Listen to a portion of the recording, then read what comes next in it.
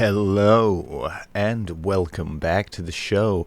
I am BillyBrujo, the host of the show with the most mojo for your soul at your front door, like Gojo going solo on a bobo with hechizos con mi amigos para todo. That's fucking right. This ain't your grandma's black magic cooking show, or wait, maybe it is. Maybe your grandma was one of my original fans.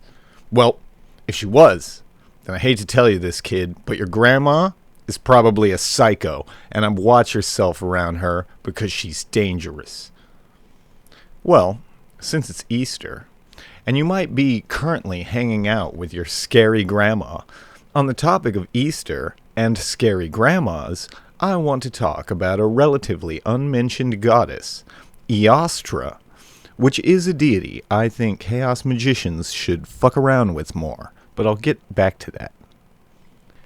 You see, back in the old days of like the 80s and 90s, well, more like the 60s and 70s whole New Age thing, I mean, at least probably since the Theosophists, if we're trying to pinpoint where the modern myth starts.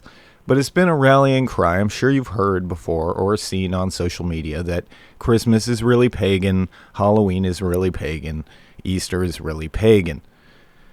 Fortunately, nowadays, we have better research, and we have internet, and we have better ways of correlating data, and have discovered more evidence, more books, more things, and have more information about the distant past than they had in the not quite as distant past to correlate with. And thanks to channels like Dr. Sledge and Angela Puka spreading this more up-to-date research, we are learning that none of these traditions were actually stolen from pagan, and that the truth is, of course, more complicated than that.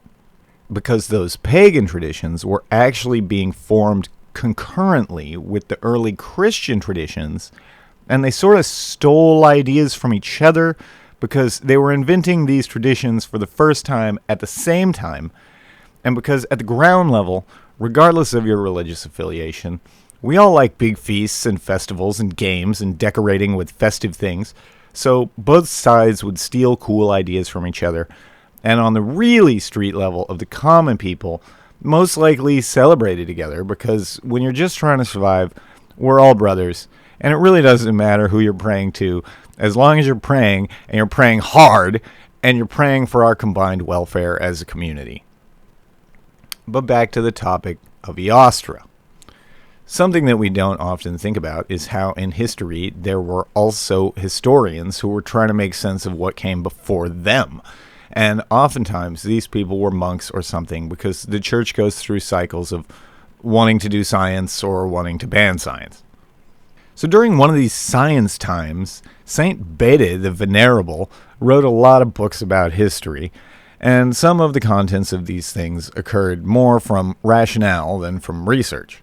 In his book, The Reckoning of Time, he postulates the existence of an Anglo-Saxon goddess of spring named Eostre, like a Germanic equivalent of Persephone, because the name of the month Easter occurs in was once called Easter month, and we don't know why Easter is called Easter, so it must be some lost pagan shit that we appropriated in the church by accident, because even in the 8th century, Christianity and its habit of trying to eradicate the local beliefs to substitute Christianity was already so old that they forgot their own history as well as the pagan history.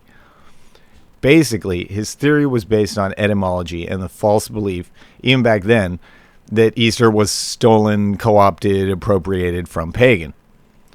Basically, this guy was doing proto-Indo-European research. Think 8th century Krieggenford.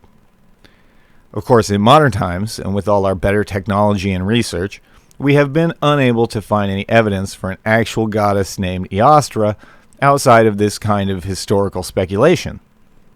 And of course, even though Proto-Indo-Euro linguistics and mythological syncretism is really interesting, it kind of really isn't considered to be quote-unquote real, so that's 2 strikes against our goddess here.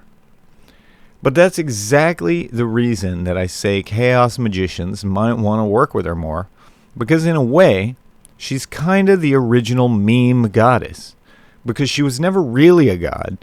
She was kind of just made up by some random dude because his personal headcanon for the lore of real world logically dictated that she must have existed, and then he made a post about it on X on medieval 4chan, which went viral with the conspiracy theorists and pagan revivalists of the time.